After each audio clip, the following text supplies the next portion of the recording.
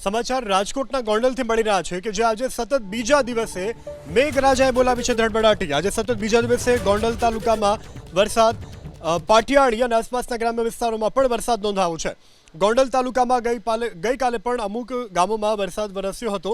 2 દિવસથી વાવણી લાયક વરસાદ વરસવાને કારણે ખેડૂતો ખુશખુશાલ જોવા મળી રહ્યા છે। વધુ વિગત સાથે સંવાદદાતા પરાક્રમસિંહ જાડેજા ફોનલાઈનથી જોડાયા છે। જી પરાક્રમસિંહ, રાજકોટ ગોંડલ સહિત કયા વિસ્તારોમાં વરસાદ?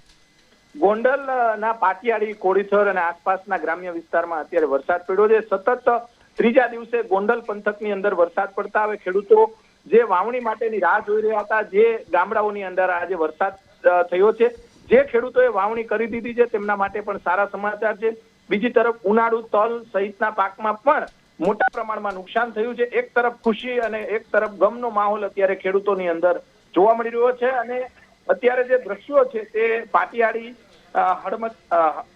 હડમતાળા સહિતના જે આસપાસના જે ગ્રામ્ય વિસ્તાર છે એ ગ્રામ્ય વિસ્તારની અંદર સારો વરસાદ છે અને હજી આગામી દિવસોની અંદર વધુ વરસાદ પડે તો ખરેખર ખેડૂતોને વાવણી માટે ફાયદો થઈ શકે તેમ છે। જી પરાક્રમસિંહ, સમગ્ર જાણકારી બદલ આભાર।